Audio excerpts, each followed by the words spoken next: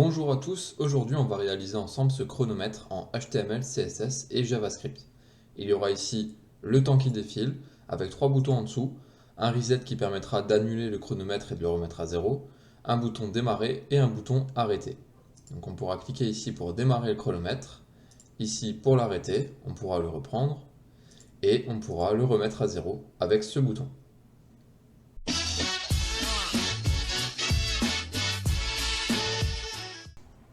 On va commencer par ouvrir un nouveau dossier dans Visual Studio Code dans lequel on va créer les fichiers de base, à savoir index.html, style.css et app.js. On va commencer par le HTML en faisant un point d'exclamation entrée pour pouvoir créer le squelette ici, et on va directement lier le fichier de style avec une balise link, et juste avant la balise fermante du body, on va rajouter un lien vers notre fichier JavaScript app.js. On va changer le titre du document avec chronomètre et on va maintenant s'occuper du HTML. Pour le HTML, ça va être assez simple. On va commencer par créer une div qui possède un ID de wrapper. C'est la div qui va englober tout le reste du chronomètre. Ensuite, à l'intérieur, on va créer une autre div avec un ID de chrono. C'est là où il y aura l'affichage du chronomètre. Et on va à l'heure de départ, on va mettre 002.002.00. En dessous, on va venir rajouter une autre div. Celle-ci, elle aura un ID de buttons. Et à l'intérieur, on va créer trois boutons. Donc on va mettre button avec différents ID, mais par contre, ils auront une classe commune. Ça, on va déjà le mettre. La classe, ce sera button. Et on va faire ça x3. Tabulation pour créer les trois boutons. On va les mettre en forme correctement, comme ceci. Et on va rajouter des ID différents pour chacun. Le premier, ça va être un ID de reset. Le deuxième ici, ça va être un ID de stop. Et le dernier en dessous, ça va être un ID égal à start. À l'intérieur du premier bouton, on va mettre le texte reset. Ici, on va mettre le texte arrêter. Et ici, démarrer. Au niveau du HTML, c'est tout ce dont on aura besoin. On va passer maintenant à la logique dans le JS. On vient splitter l'écran ici, on va fermer la barre latérale et la première chose qu'on va faire, c'est récupérer les différents éléments de notre HTML. On va commencer notamment par récupérer ici cette div, puisqu'on va devoir afficher dynamiquement le contenu à l'intérieur, mais également les trois boutons, puisqu'on veut pouvoir faire des actions en fonction du bouton sur lequel on appuie. Avant toute chose, je tenais à dire que le tutoriel du jour est inspiré de cette page, qui est un article sur dev.to et qui explique comment créer un chronomètre en HTML, CSS, JavaScript. J'ai simplement apporté quelques modifications que j'ai jugées utiles. Pour commencer, on va récupérer le chronomètre avec l'affichage du temps à l'intérieur. On va donc faire let chrono est égal à document.getElementById qui va permettre de récupérer un élément du HTML par son ID. Et le ID en question ici, c'est chrono. C'est celui qu'on a ici. De la même façon, on va récupérer les trois boutons. Je vais copier-coller cette ligne encore trois fois. Le premier bouton, on va l'appeler Reset Button. Le deuxième ici, ça va être Stop Button. Et le dernier, Start Button. Donc pour le premier, le ID, c'était Reset, c'est celui qu'on a ici. Pour le deuxième, le ID, ce sera Stop, qu'on a ici. Et pour le dernier, ce sera Start, que l'on a ici. On va maintenant travailler avec trois variables qui vont contenir le temps qui défile. La première, ça va être heure, donc let heure, et par défaut, on va le mettre à 0. La deuxième, ça va être minute, qui va être aussi à 0. Et enfin, seconde, qui va aussi être à 0. Ensuite, on va déclarer une variable qui va s'appeler timeout. Et vous allez comprendre tout à l'heure pourquoi on la déclare, celle-ci. Et la dernière qu'on va faire, c'est un booléen est arrêté, qui par défaut est égal à true. Par défaut, le chronomètre ne défile pas, donc on va le mettre à vrai. Quand on voudra stopper le chronomètre, on va juste passer finalement cette variable à false.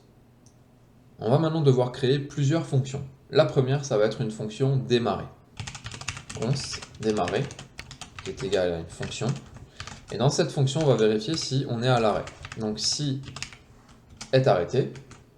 Alors, ça veut dire que là, on veut démarrer. Donc, est arrêté est maintenant égal à faux, false. Et on va déclencher une fonction qui va lancer le chronomètre. Et cette fonction, on va l'appeler défilé temps. Pour l'instant, elle n'existe pas, on va la créer juste après.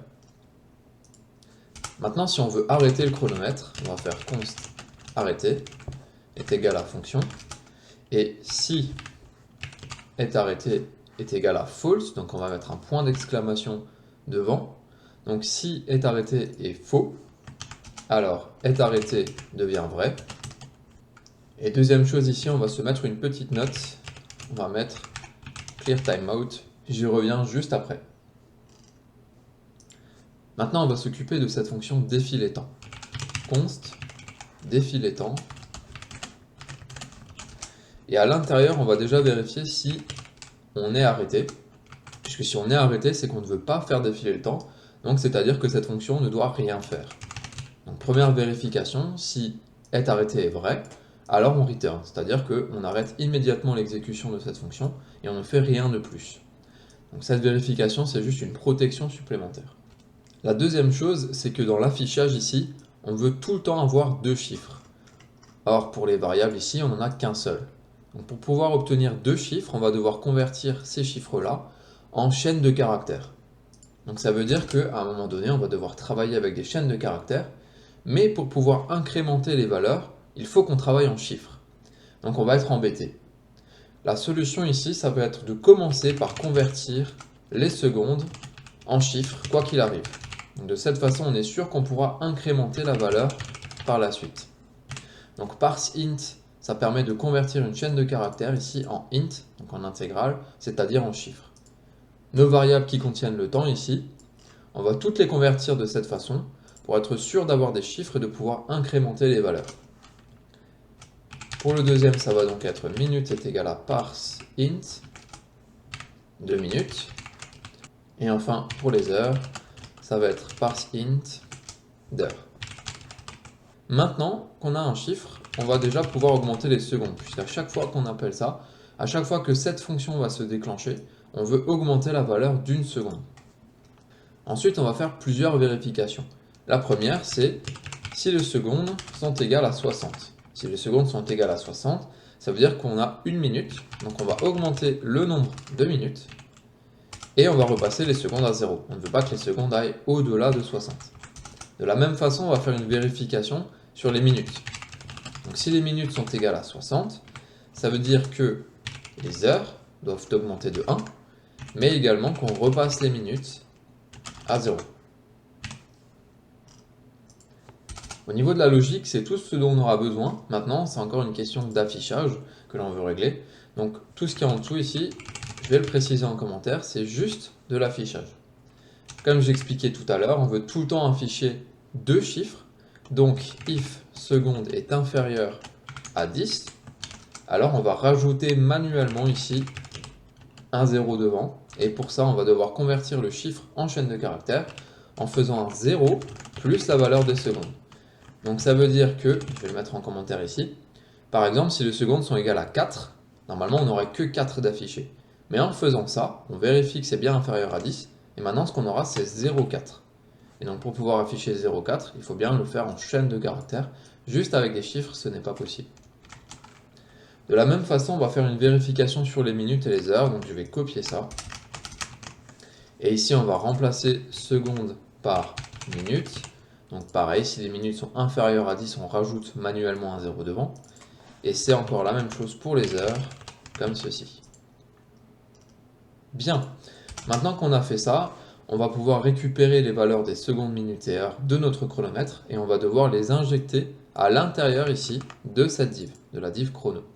Donc on va venir ici, et chrono qu'on a récupéré tout en haut, c'était la première variable ici, on va dire chrono.text content, donc le contenu à l'intérieur. Et là, on va créer une chaîne de caractères dynamique. On va donc venir appuyer sur la touche Alt-GR à droite de la touche espace de votre clavier et la touche 7 tout en haut pour faire ces backticks qui sont ici et qui vont permettre d'intégrer des variables à l'intérieur. Pour intégrer une variable, on fait $accolade comme ceci et on va commencer par mettre les heures.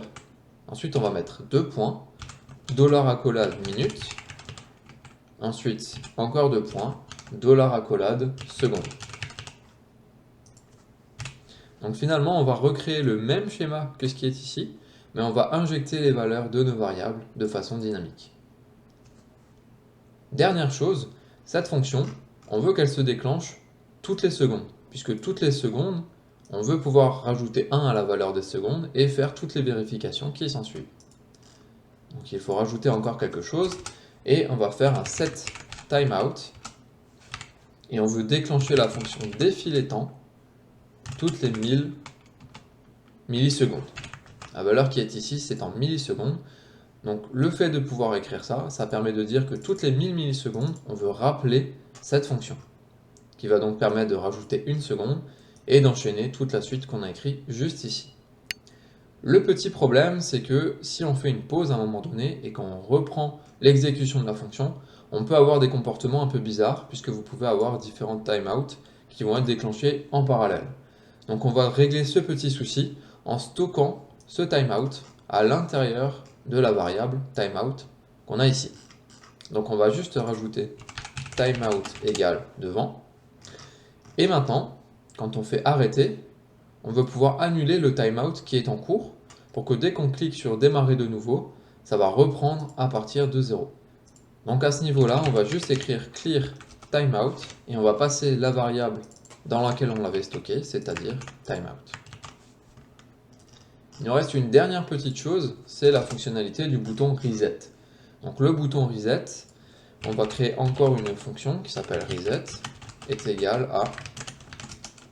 Et la première chose, ça va être de remettre le contenu du texte à l'intérieur, donc text content est égal à la valeur par défaut qui est ici.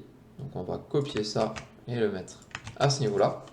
Ensuite, on va remettre toutes les valeurs des variables qu'on a utilisées à leur valeur d'origine, c'est-à-dire arrêté qui est égal à true.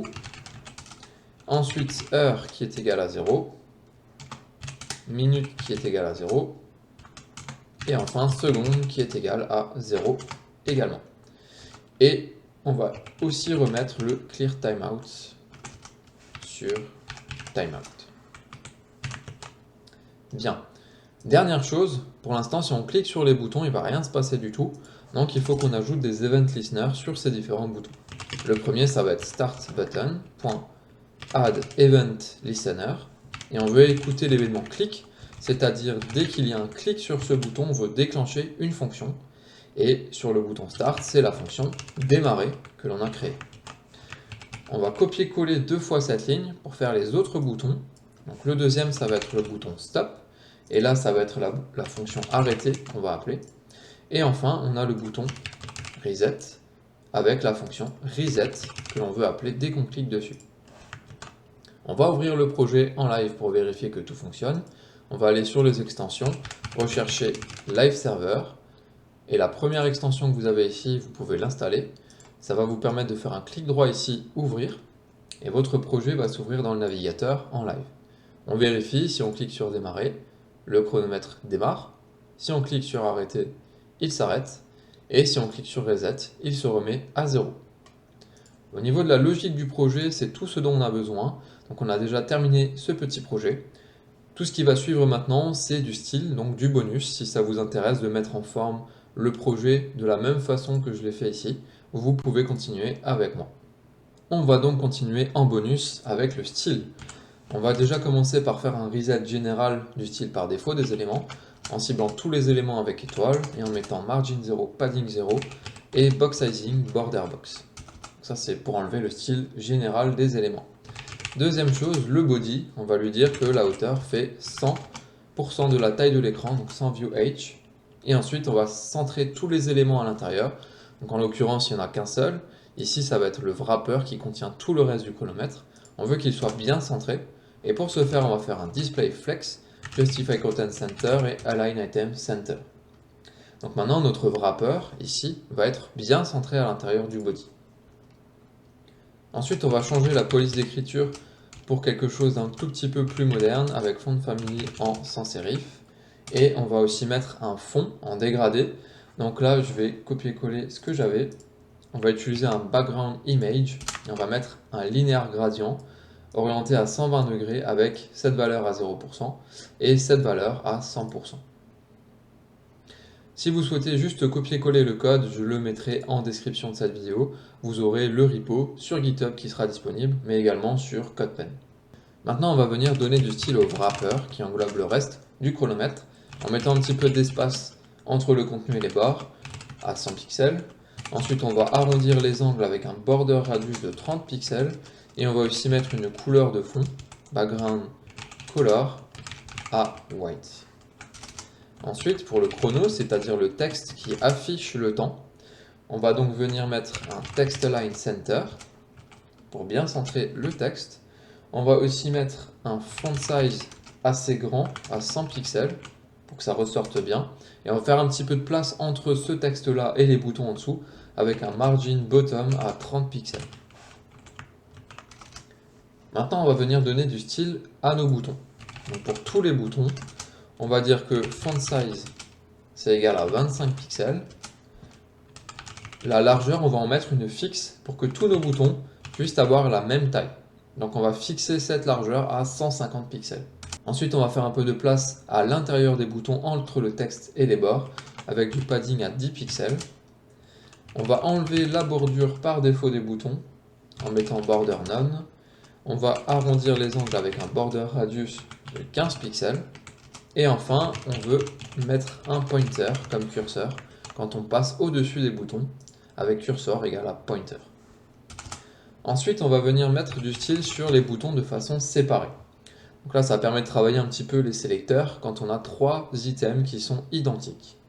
Donc pour commencer, on va dire que tous les boutons sauf le dernier avec button .note .lastChild, donc c'est-à-dire tous les boutons sauf le dernier, on va mettre une marge à droite de 15 pixels. Ça va permettre de les espacer sans pour autant que le dernier bouton à droite n'ait besoin de marge à droite.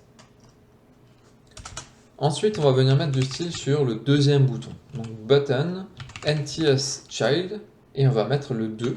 Donc ça permet de cibler le deuxième élément de ce type, c'est-à-dire le bouton du milieu chez nous. Et on va mettre une background color qui est un tout petit peu différente de la valeur par défaut des boutons, avec df, un tout petit peu plus foncé. Et enfin, on va venir cibler le dernier bouton avec button last child. Et on va mettre une background color dans du bleu. Et la couleur que j'ai sélectionnée, c'est du 3A6EFF. Et on va mettre le texte en blanc, couleur color white, comme ceci. Et normalement, on obtient le résultat final, voilà, qui est donc celui-ci.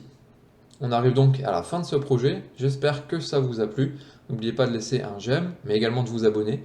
Il y a un tutoriel de la sorte qui sort par semaine pour des débutants en HTML, CSS et JavaScript. On se dit à la semaine prochaine, salut!